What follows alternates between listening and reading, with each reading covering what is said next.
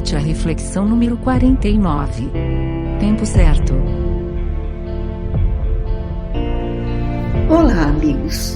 Sou a Eliane Jara e estou novamente na companhia de vocês para um momento de reflexão a respeito dos ensinamentos de nosso Mestre.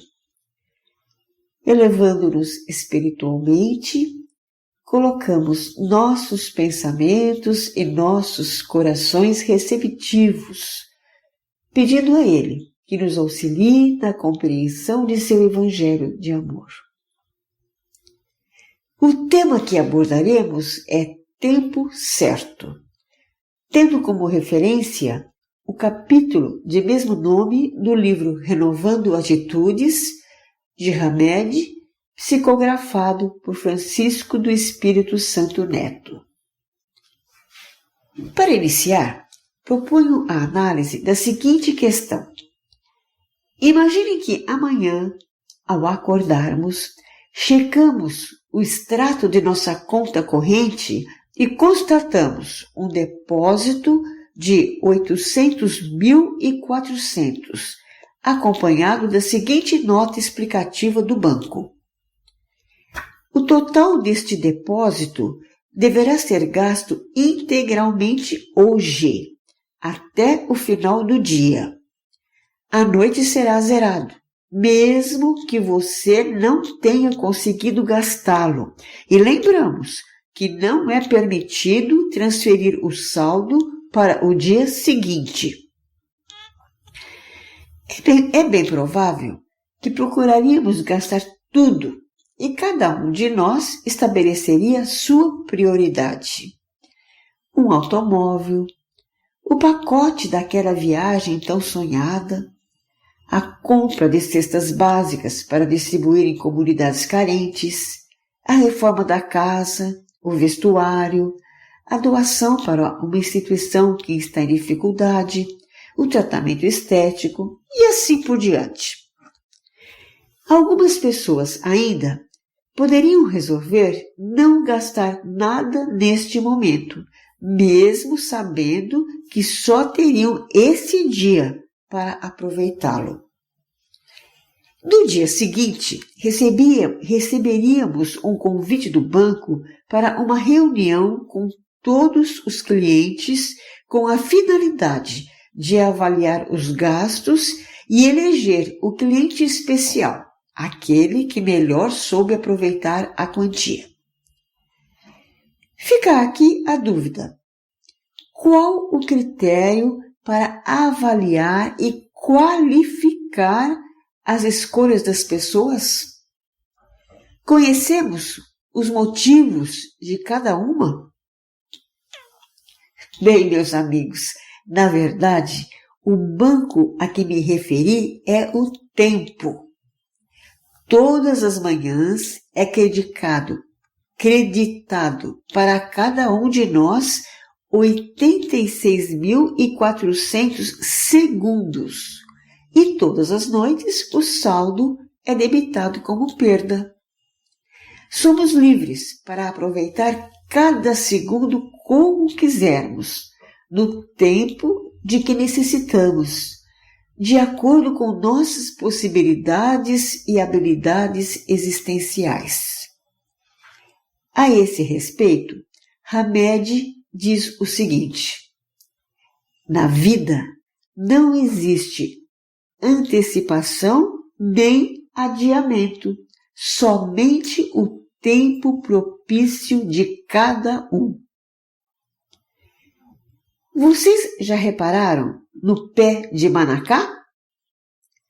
Na época da floração, vemos na mesma árvore botões que ainda não se abriram, flores brancas, rosas e lilazes. O interessante é que a mesma flor, de início branca, ganha o colorido com o passar do tempo, e daí a diversidade de cores convivendo no mesmo espaço. Quando admiramos a beleza dessa diversidade, aceitamos naturalmente que cada botão e cada flor tem o seu tempo para evoluir. Da mesma maneira, não podemos comparar as pessoas e exigir que todas cresçam e evoluam como nós achamos que deveria acontecer. Cada pessoa tem o seu tempo certo. Na parábola do semeador, Jesus utiliza-se dos exemplos da própria natureza para compreendermos as diferenças no tempo de evolução de cada criatura.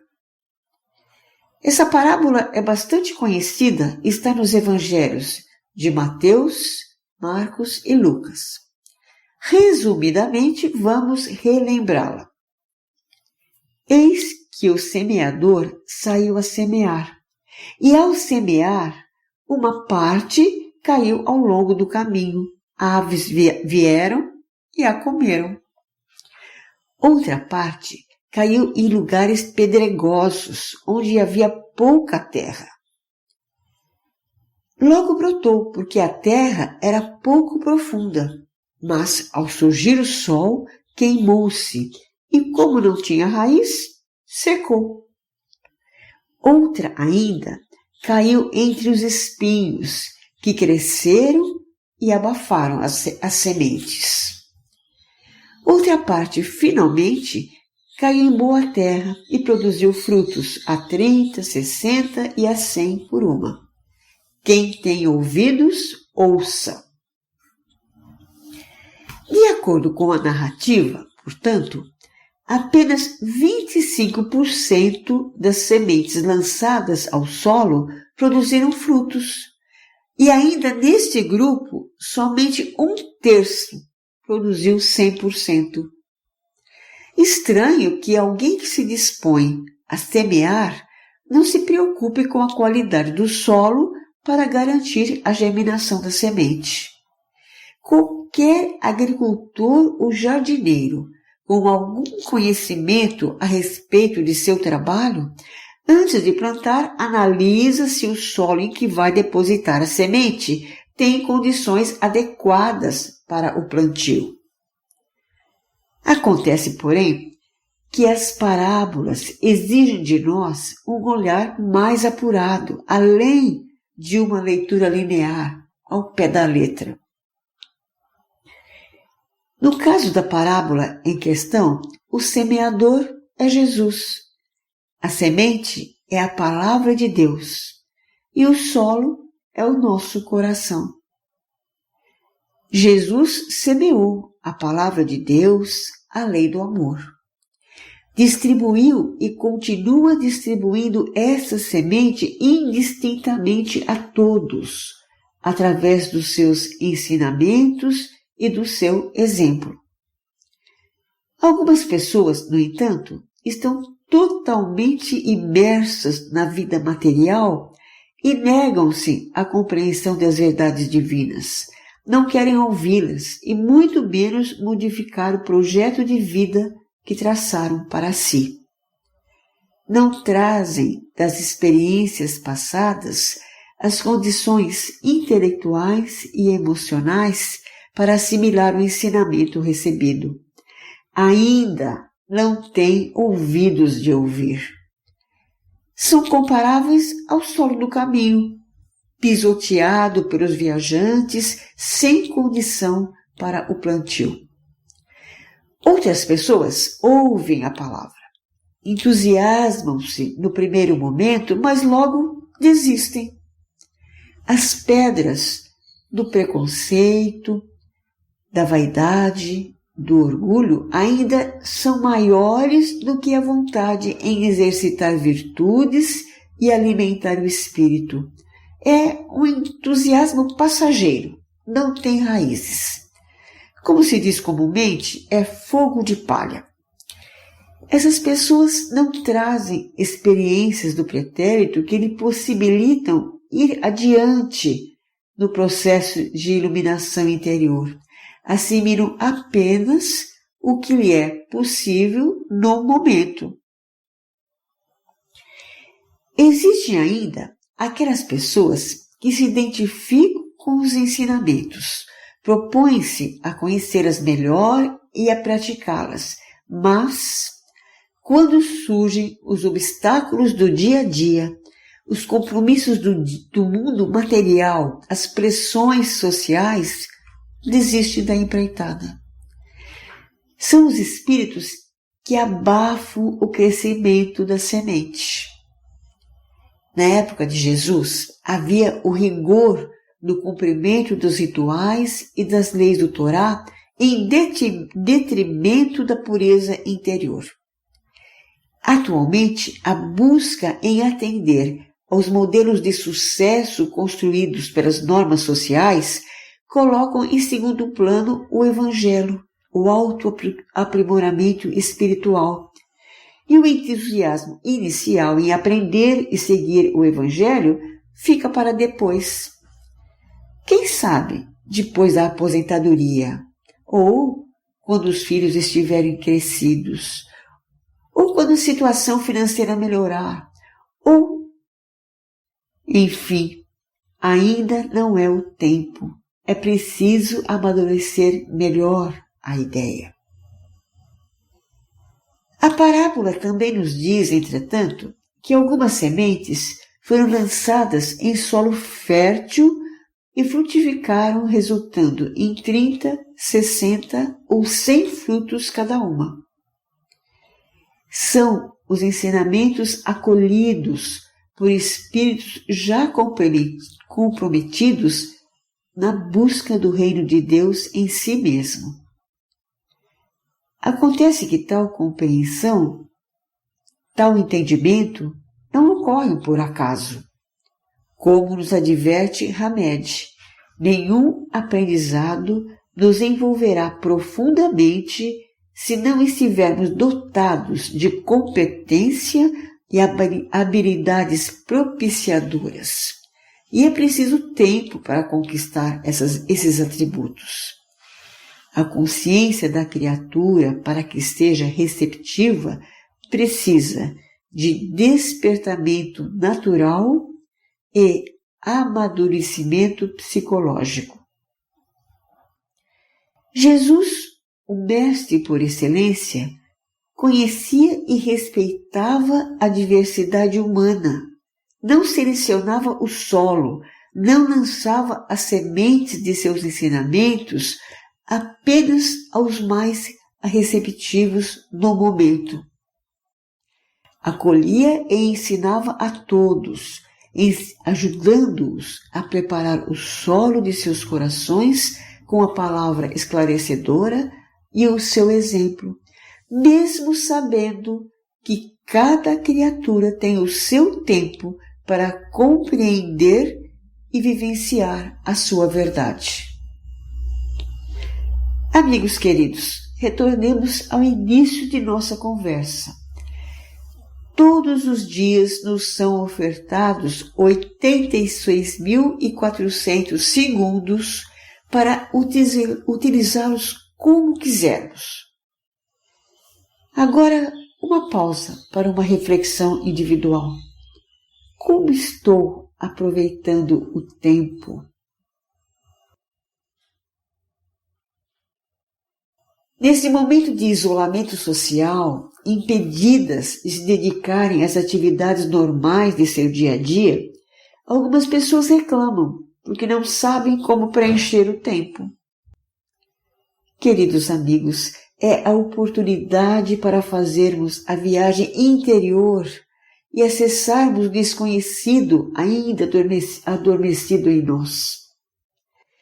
É o momento para utilizarmos alguns segundos de nossos dias e exercitarmos a compreensão, a solidariedade, a empatia, muitas vezes traduzidas em um simples telefonema, em uma pequena mensagem.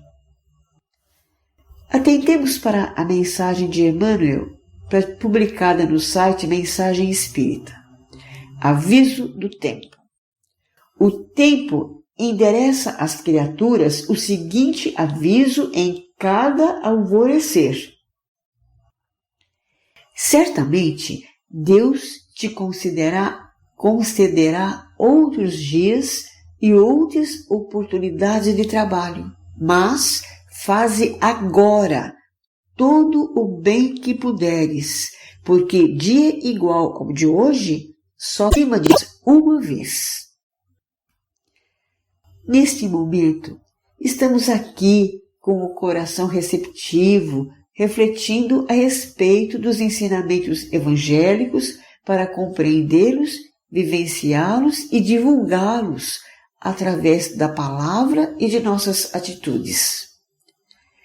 A exemplo de Jesus, precisamos sair para semear, sair de nós, sair dos entraves do egoísmo, da vaidade, do orgulho e oferecer compreensão, paciência ou, quando necessário, o silêncio. Todas as pessoas que assim agem são semeadores, auxiliares do Mestre, respeitando o tempo certo de crescimento espiritual de cada criatura.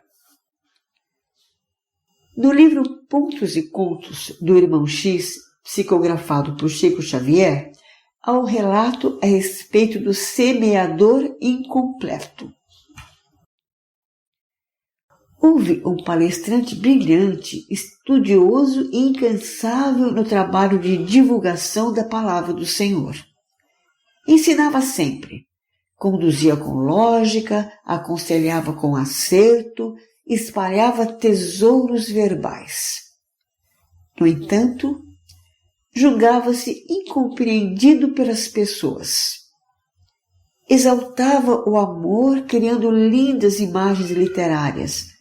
Todavia, acima de tudo, queria ser amado. Falava sobre os benefícios da cooperação. Apreciava a cooperação alheia, mas sentia-se diminuído quando lhe solicitavam concurso fraterno. Apreciava quando lhe atribuíam o título de orientador, mas dificilmente sabia utilizar o título de irmão. Com o passar do tempo, suas palavras perderam o brilho. Faltava-lhes a claridade interior que somente a integração com Jesus pode proporcionar. Isolou-se, julgando-se incompreendido. Dizia-se enfastiado das criaturas. Afirmava que semeava entre elas as melhores noções da vida, recebendo em troca a ingratidão e o abandono. Sentia-se ausente de sua época, desajustado entre os companheiros e descrente do mundo. Retirou-se das atividades sociais a fim de aguardar a morte, o que aconteceu após algum tempo. Na vida espiritual, vagueou muito tempo por caminhos sombrios. Mantinha-se apagada a luz de seu coração.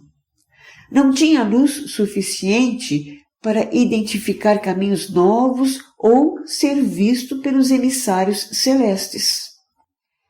Até que, em momento de profunda aflição, recorreu à prece. E Jesus, ouvindo-lhe as preces sinceras, desceu em pessoa para atendê-lo. Ouviu pacientemente a exposição do palestrante a respeito de seu labor enquanto encarnado, espalhando na terra as lições do Evangelho e da decepção em não obter o reconhecimento. As sementes que lançara caíram em terra estéril, sentia-se injustiçado, derrotado. Jesus então perguntou: se atiraste tantas sementes a esmo, que fazias do solo? Acreditas que o Supremo Criador conferiu eternidade ao pântano e ao espinheiro? Que fizeste em favor dos corações que convertessem terra de tua semeadura? O ex-instrutor, desapontado, objetou: mas tua parábola não se refere aos nossos deveres para com o solo. Como não? Tornou Jesus complacente. Não me reportei a vinha no mundo, a charrua do esforço, ao trigo da verdade e ao joio da mentira? Não expliquei o maior reino dos céus, que estará sempre naquele que se transformou em servo de Deus? Não comentei muitas vezes a necessidade do serviço? Ao final, Jesus afagou-lhe pacientemente a fronte e recomendou: volta, meu amigo, ao campo de trabalho terrestre e não te esqueças do solo antes de semear. Vai e, antes de tudo, distribui o adubo da fraternidade e do entendimento. Aí está, meus irmãos, o trabalho que nos cabe: cultivar o solo com o adubo do carinho, da paciência, do perdão, da compreensão, espargindo sementes com a palavra e o exemplo em todos os momentos.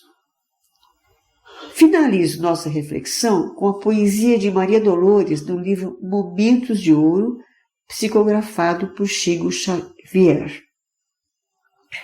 Não percas tempo. Não deixes para mais tarde a palavra calma e boa que salva, anima e perdoa, curando ofensa ou pesar. Talvez muita gente esteja na pauta do que te digo, pedindo-te um gesto amigo que não se deve adiar. Às vezes, num só abraço, numa frase ou num sorriso, temos nós o que é preciso em qualquer reparação. Faze agora o bem que possas, não aguardes outro dia. Bondade semeia e cria vida nova ao coração. Haja o que houver em caminho, não guardes ressentimento. Todo minuto é momento de ajudar e recompor. Não apontes lenhas lastimes a incompreensão que te alcança. Para quem segue a esperança, Deus é a presença do amor. Muito obrigada, meus amigos, por compartilhar comigo deste momento tão importante de reflexão. Que Deus abençoe a todos. Grande abraço.